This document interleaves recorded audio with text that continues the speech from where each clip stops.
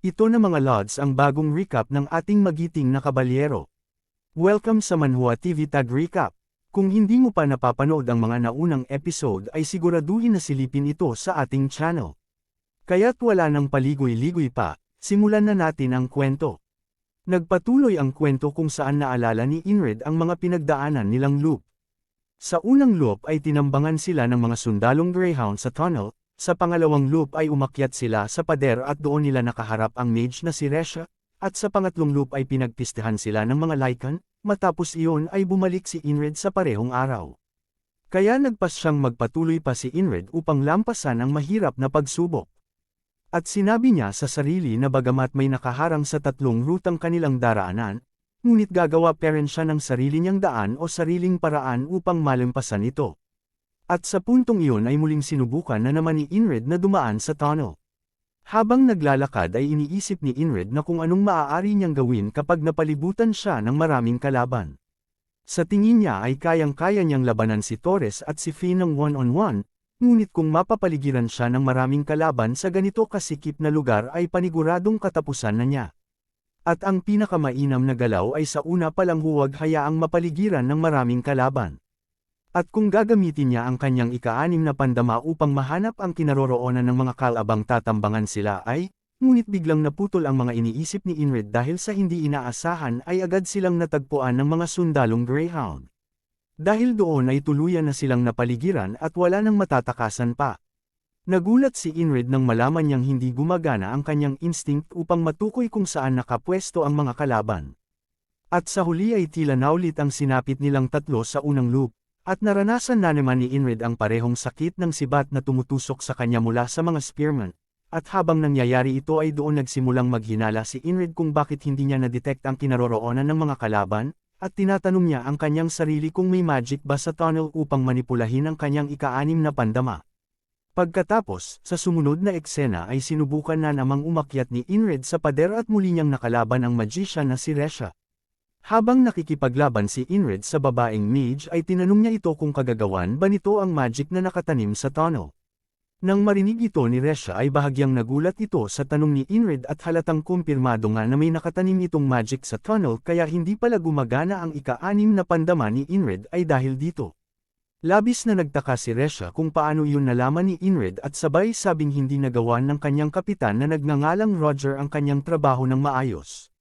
Dahil sa galit ay tuluyan na niyang pinatahimik si Inrid at ginawang barbecue ang katawan ni Inrid. Pagkatapos ay bumalik na naman sa parehong araw, at makikitang nagsasanay si Inrid ng bato-batuhan habang kasama si Torres, at hindi pa rin magawang maperpekto ni Inrid ang turo sa kanya ni Torres, dahil doon ay sinabihan siya ni Torres na masyado naman itong lampa. Sa isip-isip ni Inrid na kapag ang isang mage ay na-involved ay imposibleng maiiwasan mo ang itinanim nitong patibong gamit ang iyong instincts.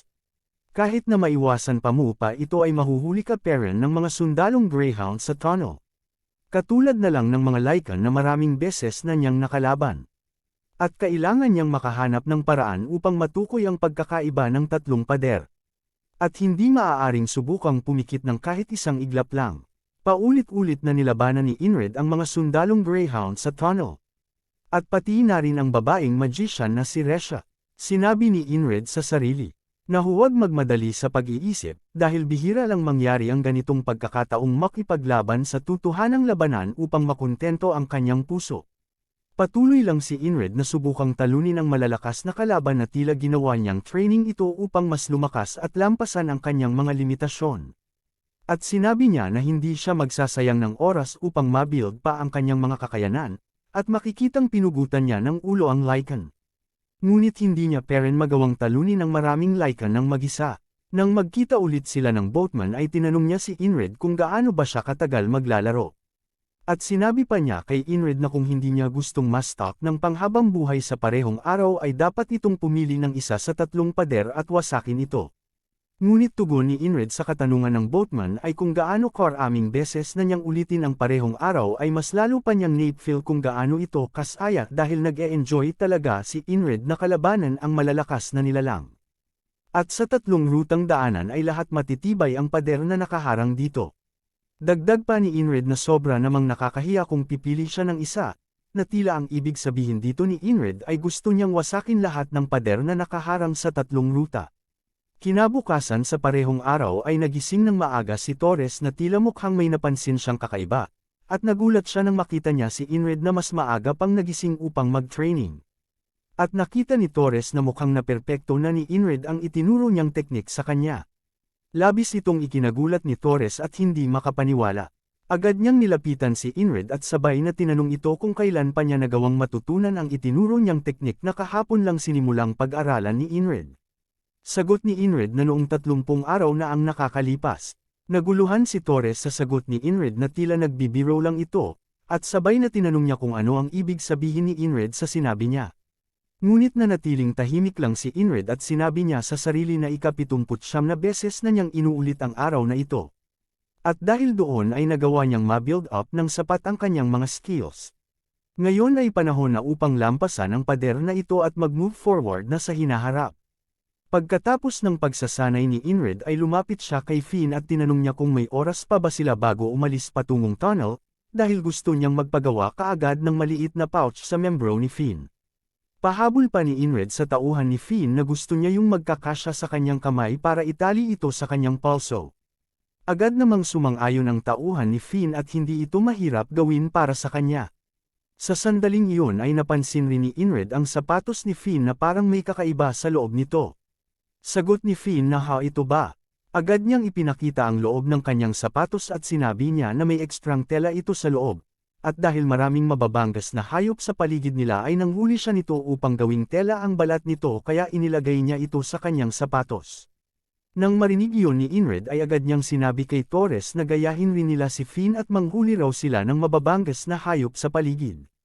Nagtaka naman si Torres kung bakit kailangan pa niyang isama siya, ngunit sinabi ni Finn kay Ingrid na mahihirapan siyang tumakbo kung hindi ito sanay.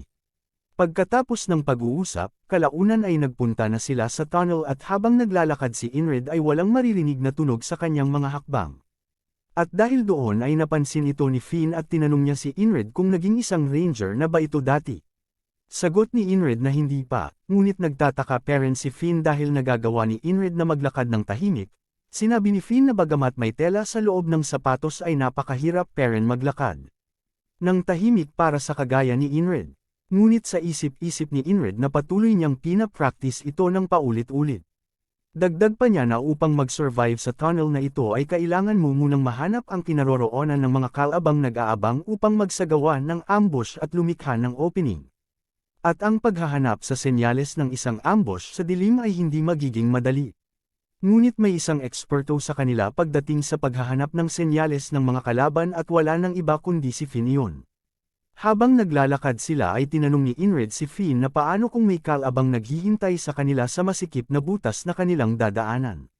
Sagot ni Finn na maliit lang ang posibilidad na mangyari iyon, ngunit kung magkagayon man ay agad silang outres. Tanong pa ni Ingrid na paano kung nakasarado ang rutang daraanan nila upang makatakas. Patuloy pang nagtanong si Ingrid kay Finn, gaano ba kataas o kaluwag ang tunnel na ito? Paano kung sarado ang harapan at likuran? May madidaan ba sila sa bawat gilid? Sa sandaling iyon ay nagsimulang magtaka si Torres sa ikanikilos ni Ingrid at agad niyang tinanong si Ingrid kung nakakaramdam ba ito ng takot o may masama ba itong pakiramdam, dahil masyadong maraming tanong si Ingrid. Ngunit hindi iyon pinansin ni Ingrid at nagpatuloy lang siya sa pagtatanong kay Finn, paano kung may armadong tropang kalaban ang nakaabang sa unahan na kanilang daraanan? Ngunit mukhang naiinis na si Finn sa mga pinagsasabi ni Ingrid at sinabihan niya ito na kung natatakot ka ay manahimik ka na lang, at mas mainam iyon kaysa sa magsalita ka ng mga walang kwentang bagay. Ngunit ipinakita sa kanya ni Ingrid na seryoso siya sa mga pinagsasabi niya na tila makuha ka sa tingin, at sabay sabing ang gusto lang niyang ipahiwatig ay dapat silang mag-ingat ng kahit kaunti lang. Nang marinig iyon ni Finn ay natigilan ito at walang masabi na tila nagsisimula na siyang matauhan dahil kay Ingrid. At sa sandaling ito ay sinabi ni Ingrid sa kanyang sarili na ito ang kanyang paraan upang mapagalaw ang kanyang teammates sa nais niyang mangyari. Base sa kanilang katayuan ay hindi niya gustong gamitan sila ng puwersahan kung maaari sana, katulad noong nagyaring insidente kung saan sa matataas na damuhan ay hindi sila nagkaunawaan ni Andrew. Kaya kung gayon ay kinakailangan niyang hikayatin sila, tulad na lang noong nagawa ni Krang na makapagbigay ng matinding pressure kay Vengeance. at mas matindi ang puwersang na ihahatid nito sa eksaktong ninanais mo. At kung gaano kahigit sa 100 salita ay mas mahigit din ang impact na may dudulot nito. At dahil doon ay napagtanto ni Finn na nagkamali siya at sinabi niya kay Inred na inaamin niyang masyado siyang naging kampante at sa sandaling ito ay nagsisimula ng magbago ang mood ni Finn. At pagkatapos ng kaunting pagtatalo ay nagpatuloy na sila at nagsisimula na rin maging aktibo ang pandama ni Finn. Habang naglalakad-lakad sila ay may napansing kakaiba si Finn, at nakita niya ang bakas ng paa ng tao na sinadyang burahin upang hindi nila makita ngunit hindi alam ng mga kalaban ay eksperto si Finn pagdating sa ganitong bagay. At dahil sa nakita niya ay doon niya napagtanto na may nagbabadyang panganib. Kaya agad niyang sinabihan ang kanyang mga kasamahan na sila'y mag-retreat na at magmadaling bumalik dahil may masama siyang naramdaman. Dagdag pa niya na tiyakin muna nila ang kanilang rutang daraanan sa kanilang pagtakas. Ngunit sa hindi inaasahan ay narinig nila ang yapak ng mga kalaban. Isang grupo ng mga crossbowman ang mabilis na nakarating upang harangan sila Inred sa pagtakas.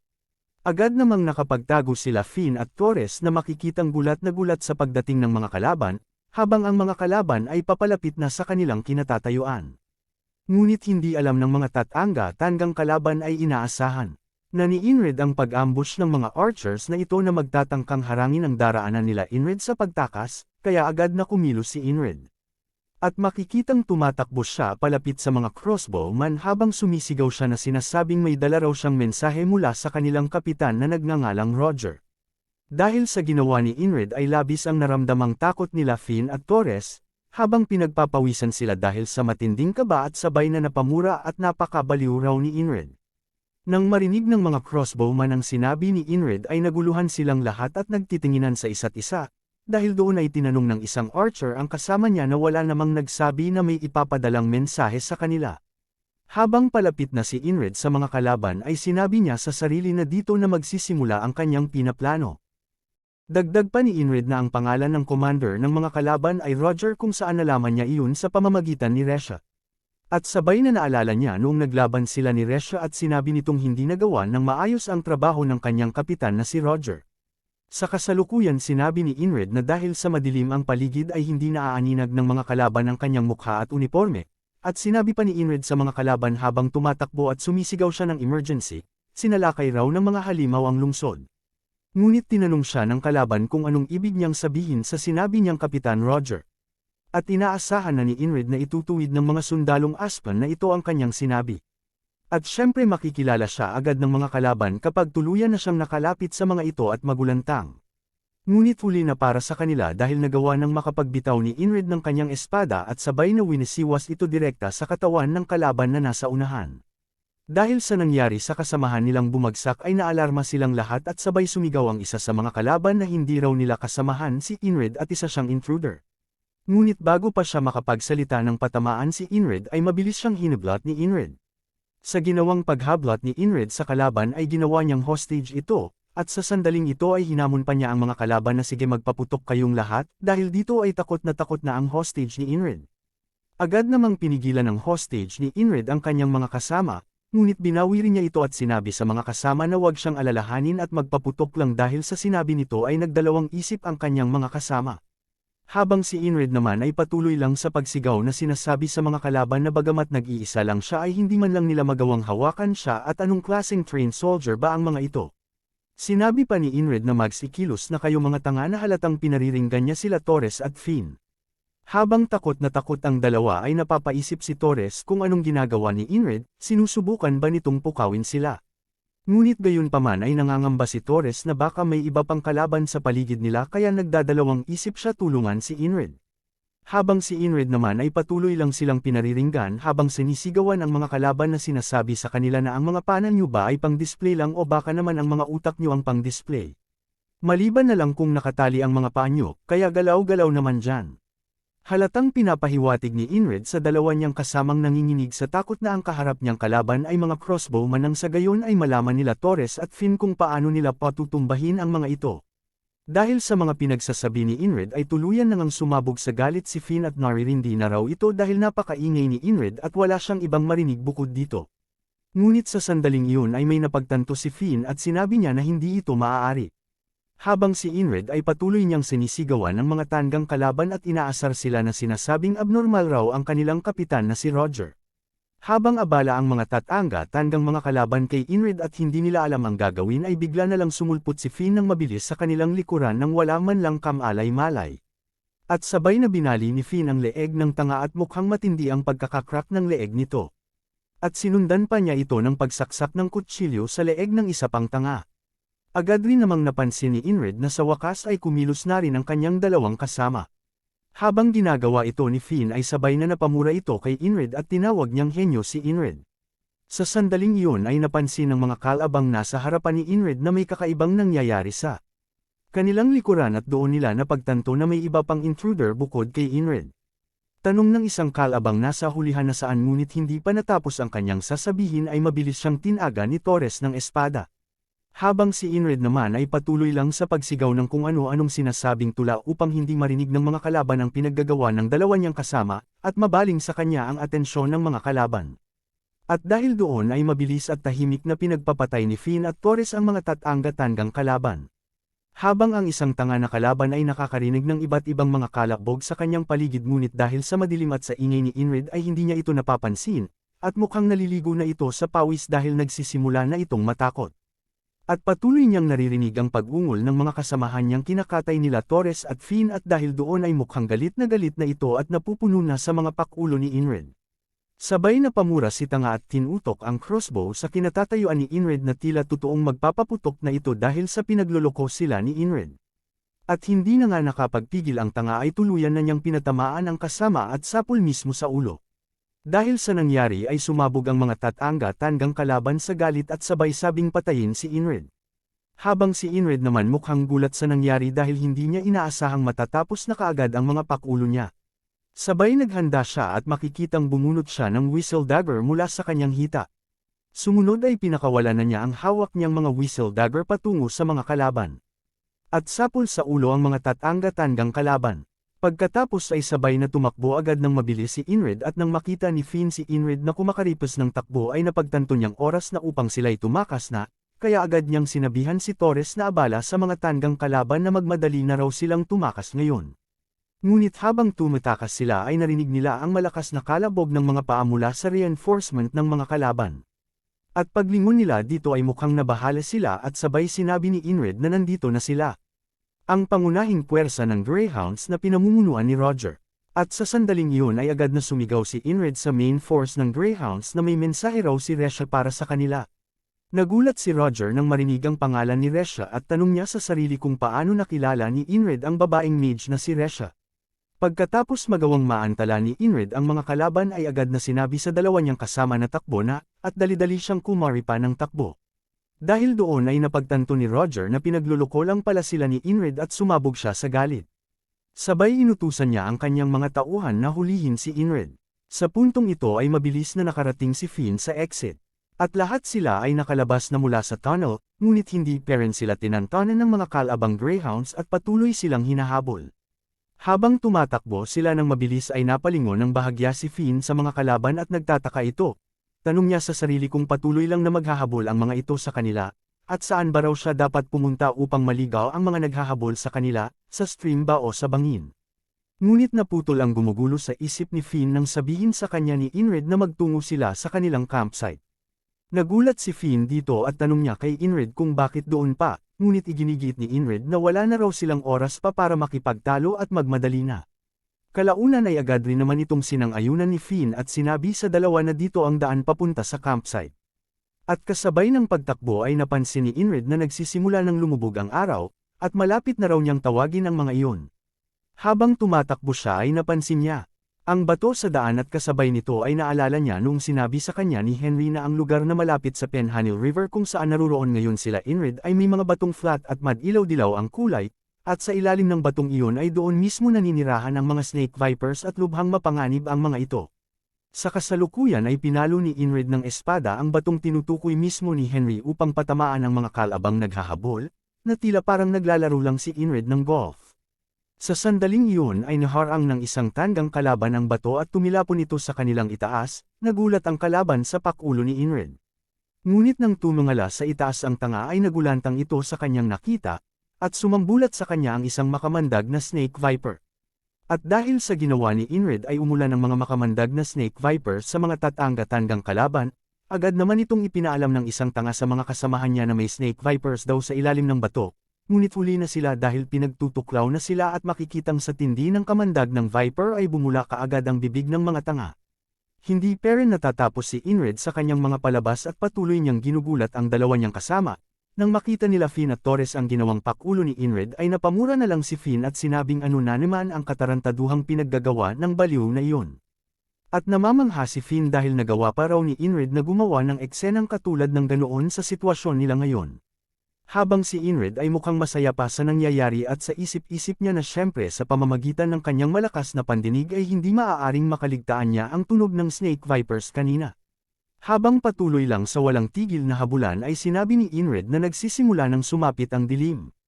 At kasabay nito ay nagsisimula na ring sumikat ang buwan. At ang gabi ay doon naghahari ang mga halimaw. At sa puntong ito ay nagsimula ng maghiyawan ang mga Lycan at makaramdam ng gutom. Habang pinagmamasdan sila ni Inrid mula sa itaas ay sa isip-isip niya na para sa mga halimaw na ito ay hindi mahalaga kung sino ang kaharap. Ang gusto lang nila ay karne at dugo.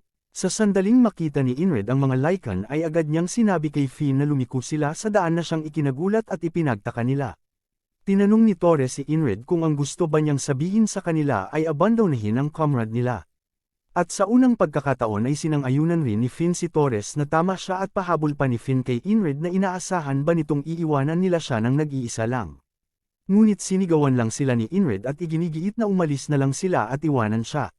Dahil may nakahanda siyang plano at makakasagabal lang sila. Wala nang magawa ang dalawa kundi sumunod na lang sa utos ni Inrid na tila parang siya ang kapitan ng grupo ngayon, at makikitang biglang huminto si Inrid at mukhang haharapin niya ng mag-isa ang main force ng Greyhounds. Sa sandaling iyon ay agad na napansin ni Roger na naghihiwalay-walay sila Inrid kaya agad na inutusan niya ang kanyang mga tauhan na patuloy lang sa paghabol sa dalawang tumatakas. Sa mga oras na ito ay mukhang na-corner ang ating bida sa gilid ng bangin, at sa ibaba nito ang mga Lycan na mukhang hindi pa naghahapunan. At sa sandaling ito ay sa napapaisip na lang si Inrid aniya ngayon ang tropa ng Greyhounds at ang tropa ng Lycan ay nasa iisang lugar na, at dagdag pa niya na kaya niyang paglabanan ang bawat grupo at ma-distract sila upang hindi mabaling ang atensyon ng mga ito sa kanya. At sa wakas ay nandito na siya sa kanyang punto aniya, kaya't hindi maaaring habulin ng mga kalaban sila Finn at Torres sa kanilang pagtakas at kailangan niyang kunin ang atensyon ng mga kalaban at tuluyang mag-focus sa kanya. At kung gaano magiging katindi ang kanilang focus sa kanya ay magsasanhi yun ng pagkawala sa sarili ng mga kalaban at susugurin siya ng walang pag-aalinlangan. Kaya sa sandaling ito ay naglabas siya ng napakatindi at makapanindig balahibong killing intent sa lahat ng kalaban. Dahil doon ay nagulantang si Roger at ang pinuno ng mga Lycan sa kanilang naramdamang matinding killing intent na nagmumula kay Inrid. Nang maramdaman iyon ni Roger ay napakagat ito sa kanyang mga ngipin at halatang nagalit ni Inrid ito ng sobra. Kaya agad siyang nagutos sa kanyang mga tauhan na unahing patayin si Inrid, at tagumpay nga na nakuha ni Inrid ang focus ng mga ito. Kaya hindi na nga nagpatumpik kampot pa ang mga kalaban ay agad na sumugod kay Inrid ng walang pag-aalinlangan. At habang sumusugod ang mga sundalong Greyhound kay Inrid ay kasabay rin ang pag-akyat ng mga Lycan sa itaas at malapit na ang mga ito. Hindi nagtagal sa isang iglap ay nakarating kaagad ang pinunong Lycan sa kinatatayuan ni Inrid at Nazel ayan ng tropang Greyhound ang isang makapanindig balahibong nilalang mula sa likuran ni Inrid.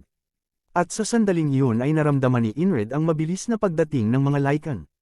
Kaya mabilis siyang umiwas sa atake nito at pareho niyang naiwasan ang nagkasabay na atake ng dalawang grupo, at tila mukhang ang tinamaan sa pag-atake ng pinunong Lycan ay ang sundalong pasugod kay Inrid, at sa lakas nito ay bumaon ang ulo ng sundalo sa lupa.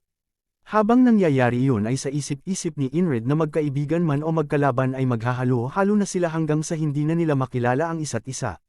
At nasisiguro ni Inrid na ito'y lubos na kaguluhan. At sa mismong sandaling iyon ay nagsimula nang ang magrimbulan ng dalawang grupo, at nagsimula ng damanak ang dugo at nagsisitilsikan sa hangin, at puro pagiyak at pagsigaw na lang ang maririnig sa paligid ni Inrid. 20 Lycan laban sa maraming trained soldiers ng main force ng Greyhounds. Sino kaya sa tingin niyo mga Lods ang mananalo sa dalawang grupo? May matitira pa kaya sa kanila? Darating kaya si Resha upang tumulong sa laban? At ano na ang susunod na gagawin ni Inrid? Mapapagtagumpayan pa kaya niya ang loop na ito? At ano na kaya ang susunod na mangyayari? Mag-comment ka na Lods sa baba at kung nagustuhan mo ito ay huwag kalimutang mag-iwan ng like, subscribe, upang malayo ang marating ng ating video. Maraming salamat sa panunood mo. Kita-kits tayo mga Lods sa next video.